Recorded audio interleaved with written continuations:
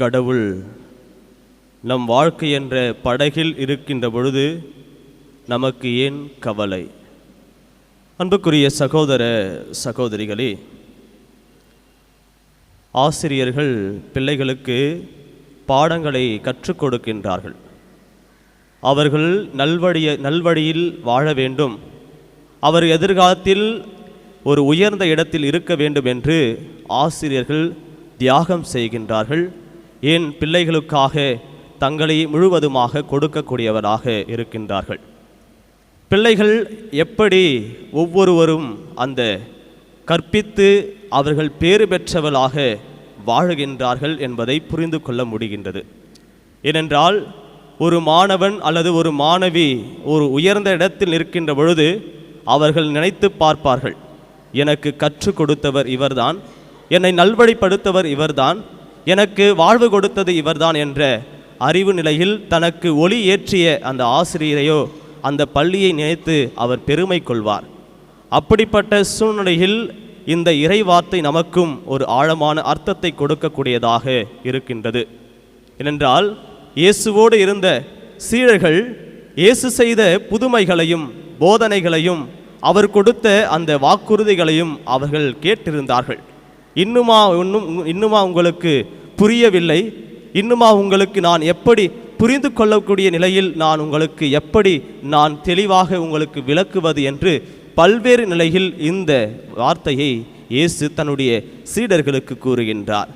இயேசு அந்த படகிலே சென்று கொண்டிருக்கின்ற பொழுது அவரிடம் எத்தனை அப்பங்கள் இருக்கிறது என்று கேட்கின்ற பொழுது அவரிடம் ஒரு அப்பம்தான் இருக்கிறது என்று சொல்கின்றார்கள். ஏற்கனவே இயேசு அங்கு பாலைவனத்திலே பல்வேறு 5000 பேருக்கு 4000 பேருக்கு உணவு கொடுத்ததை அவர்கள் மறந்து விட்டார்கள். அவர்கள் அந்த இயேசுவினுடைய உடன் இருப்பையும் இயேசுவுடைய அடையாளத்தையும் இயேசுவுடைய புதுமையையும் அவர்கள் மறந்துவிட்டு அவருடைய மனம் மழுங்கி போனதாக இருப்பதை பார்க்க முடிகின்றது. ஏனென்றால் இயேசு ஒரு அப்பமாக அந்த படகில் இருந்த அந்த ஒரு உடனிருப்பை அவர்கள் மறந்து விட்டார்கள். அவர்கள் கண்ணிருந்தும் காணாத ஒரு நிலையாக இருந்தார்கள்.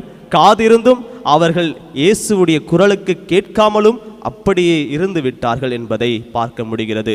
இதனுடைய அடிப்படையில் தான் ஒவ்வொரு பிள்ளைகளும் வளர்கின்றார்கள் என்றால் அவர்கள் பார்க்கின்றார்கள், பார்ப்பதை அவர்கள் எப்படி தன் உள்ளத்தில் ஏற்றுக்கொள்கின்றார்கள். நல்வழிப்படுத்துவதற்காகத்தான் அவர்கள் செய்வதற்கும் அவர்களை பக்குவப்படுத்துவதற்கும் ஆசிரியர்கள் இவ்வாறு செய்கின்றார்கள் என்றால் என்னுடைய பார்வை எப்படிப்பட்டதாக இருக்கிறது, நான் கேட்கின்ற அந்த வார்த்தைகளை நான் கேட்டு என் உள்ளத்தில் எப்படி நிறுத்தி கொண்டு நான் என்னுடைய வாழ்க்கையை நகர்த்துகின்றேன் என்பதை தான் நான் உணரக்கூடியதாக இருக்க வேண்டும். இந்த உணர்வு இயேசுவே என்னோடு இருக்கின்றார், எனக்கு நல்வழிப்படுத்துகின்றார், எனக்கு வாழ்வு கொடுக்கின்றார் என்பதை நாம் உணரக்கூடியவர்களாக இருக்கின்றோம். இன்று வாசிக்கப்பட்ட முதல் வாசகத்தில் ஆசையெனும் தூண்டில் புழு என்பதை இந்த வாசகத்தில் கூறப்படுகிறது. தூண்டில் புழு என்பது அந்த புழுவை பார்த்து இந்த மீன் அந்த புழுவை எடுக்க பார்க்குமாம். ஆனால் அதற்குள் இருக்கின்ற முள்ளை அது கவனிக்காது. அப்படிப்பட்ட ஒரு கவர்ச்சியில்தான் மனிதர்கள் வாழ்ந்து கொண்டிருக்கின்றார்கள். சாத்தான் நமக்கு கசப்பான ஒரு நிலையையோ அது நமக்கு காட்டாது. இனிப்பான சுவையாக அது நமக்கு எளிமையான ஒரு வழியை தான் காட்டும்.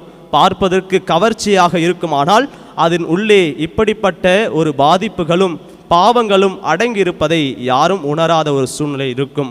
ஏனென்றால் நாம் ஏமாறாதவாறு நாம் நம்மையே பார்த்து கொள்ள வேண்டும். நிலையில் சோதனைகள் நம்மை தாக்குகின்ற பொழுது மனம் தளராமல் கடவுளுடைய அருளை நம்பிக்கையில் நாம் என்னாலும் நிலைத்திருக்க வேண்டும் என்ற அழைப்பை நமக்கு கொடுக்கப்படுகிறது.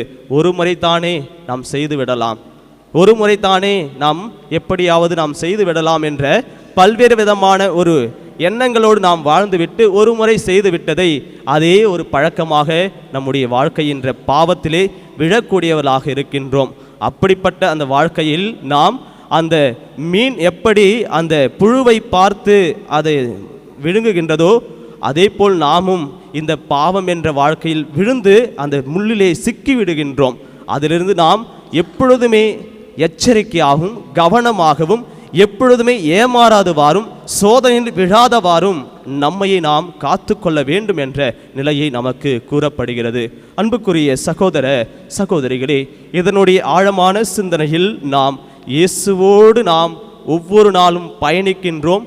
இயேசு என்னோடு இருக்கிறார் என்பதை உணர்கின்ற பொழுது எந்த சோதனைகளோ எந்த ஏமாற்றங்களோ எந்த ஒரு நிலையிலும் நாம் தனிமையாக இல்லாத ஒரு சூழ்நிலையும் இறைவன் என்னோடு இருக்கின்றார், என்னை வழி நடத்துகின்றார், அவரை எனக்கு வாழ்வென்னும் கப்பலாக என்னை அவர் வழி நடத்தக்கூடியவராக இருக்கின்றார் என்பதை ஒவ்வொரு நாளும் நாம் உணர்கின்ற பொழுது இறைவன் நம்மை வழி நடத்துகின்றார். இயேசு நமக்கு வாழ்வு கொடுக்கின்றார். இயேசு நமக்கு அதிசயங்கள் செய்து நம்மை ஒவ்வொரு நாளும் வழி நடத்தக்கூடியவராக இருக்கிறார் என்பதை தொடர்ந்து தெய்வீக பலியில் நம்மை அர்ப்பணித்து மன்றாடுவோம்.